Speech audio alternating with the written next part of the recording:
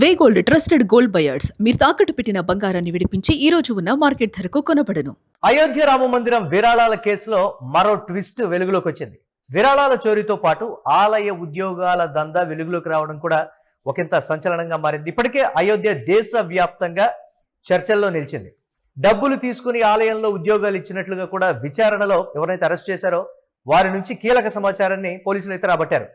నిందితుడు అవినాష్ శుక్లా విచారణలో సంచలన నిజాలు బయటపడ్డాయి. ఆలయంలో దాదాపు 125 మంది దగ్గర డబ్బులు తీసుకొని ఆలయంలో కొన్ని కీలక పదవులనే ఉంటాయి. వాటిలో ఈ 125 మంది దగ్గర డబ్బులు తీసుకొని వారికి ఉద్యోగ నియామకాలు అక్కడ జరిగాయి. అంటే అర్హత ప్రాతిపదికన కాకుండా డబ్బు ప్రాతిపదికన మాత్రమే 125 మందిని నియామకం చేసుకున్నట్లుగా కూడా తెలుస్తోంది. ఉద్యోగాల పేరుతో పలువురు అభ్యర్థుల నుంచి భారీగా వసూలు చేశారు. ఈ 125 మందిలో ఒక్కొక్కరి దగ్గర నుంచి ఎంత వసూళ్లు చేశారనేది ఆ నిజం కూడా రాబట్టేటువంటి పనిలో ఉన్నారు అధికారులు.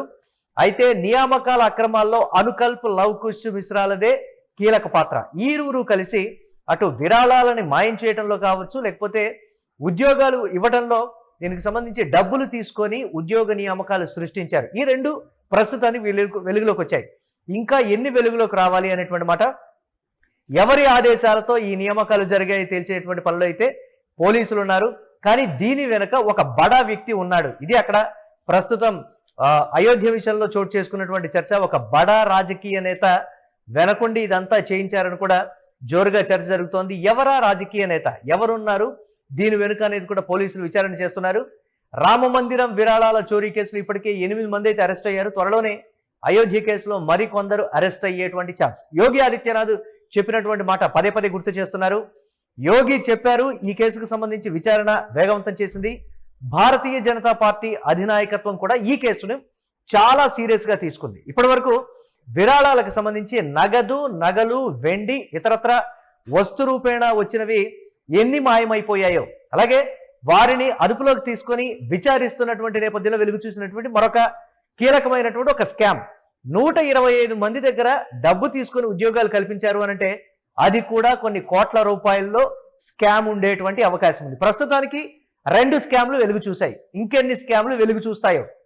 అలాగే అక్కడ ఉన్నటువంటి బాక్స్కు సంబంధించి కూడా ఒక పేటిఎం క్యూఆర్ కోడ్ ఉన్నటువంటిది కూడా అధికారుల దృష్టికి అయితే వచ్చింది. దానికి సంబంధించి కూడా కీలకమైనటువంటి సమాచారాన్ని రాబట్టేటువంటి పనిలో ఉన్నారు అధికారులు.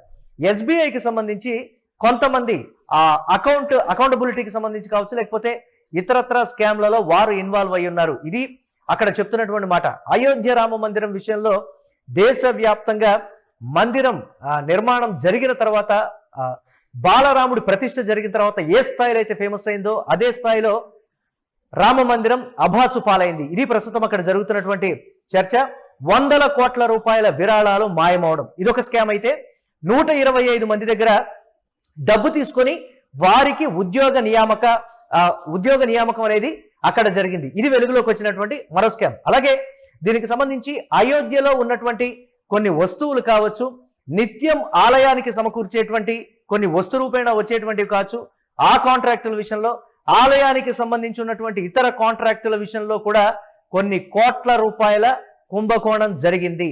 ఇతరత్ర కార్యక్రమాలకు వినియోగించే వస్తువుల విషయంలో కావచ్చు, లేకపోతే అన్నింటి విషయంలో అసలు అయోధ్య రామ మందిరానికి సంబంధించి జరిగినటువంటి కాంట్రాక్ట్ పనులు, నిర్మాణం జరిగిన తర్వాత సెక్యూరిటీ విషయం కావచ్చు, అవుట్ సోర్సింగ్ విషయం కావచ్చు, వీటిల్లో కూడా గోల్మాల్ ఏదైనా జరిగిందా, ఇది ప్రస్తుతం అధికారులు నిగ్గు తేల్చేటువంటి పనులు అయితే పడ్డారు. మొత్తం మీద ఒక 2 భారీ స్కామ్లు అయితే వెలుగు చూశాయి. విరాళాల గోల్మాల్ అయిందన్నటువంటి సాక్ష్యాధారాలతో సహా వాటి ఆధారాలు అయితే సేకరించినటువంటి పరిస్థితి ఉంది. అలాగే 125 మంది దగ్గర ఒక్కొక్కళ్ళ దగ్గర లక్షల్లో వసూళ్లు చేశారా, మొత్తం మీద అది కూడా ఎన్ని కోట్ల రూపాయలు అయి ఉంటుంది, వీటన్నిటి వెనుక ఎవరున్నారు, ఎవరి ఆదేశాలతో పర్టికులర్ గా ఈ 125 మంది నియామకం జరిగింది, ఇది ప్రస్తుతం వస్తున్నటువంటి ప్రశ్న.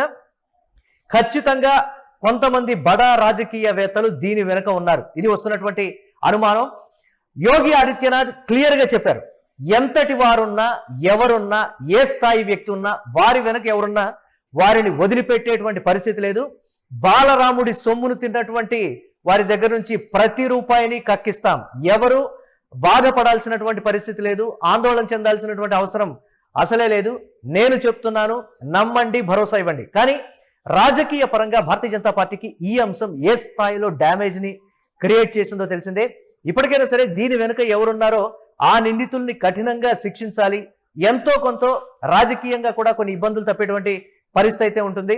పారదర్శకంగా ఈ అంశానికి సంబంధించి విచారణ జరగాలి. వారికి శిక్ష పడితే మాత్రమే అయోధ్యకు విరాళాలు ఇచ్చినటువంటి వారు కావచ్చు, లేకపోతే భక్తులకు సంబంధించి కావచ్చు, వారికి నమ్మకం ఉండేటువంటి పరిస్థితి. ఇప్పటికే విరాళాలకు సంబంధించి ఈ స్థాయిలో స్కామ్ జరిగిందన్నటువంటి పరిణామాల్లో రోజుకు 8 నుంచి 12 లక్షల రూపాయలు అక్కడ వచ్చేటువంటి పరిస్థితి ఉంది హుండీ ఆదాయం. కానీ అది ₹1,00,000 తగ్గింది.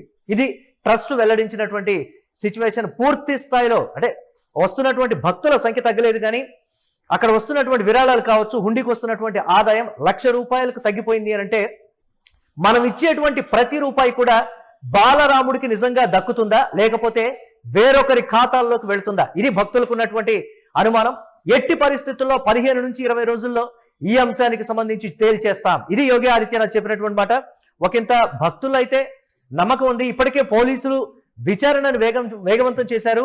మరికొన్ని రోజుల్లో వీరి నుంచి కొన్ని కీలకమైనటువంటి స్కాములు కావచ్చు, అంశాలు కావచ్చు వెలుగు చూసేటువంటి ఛాన్స్ ఉందని అక్కడ వినిపిస్తున్నటువంటి సమాచారం.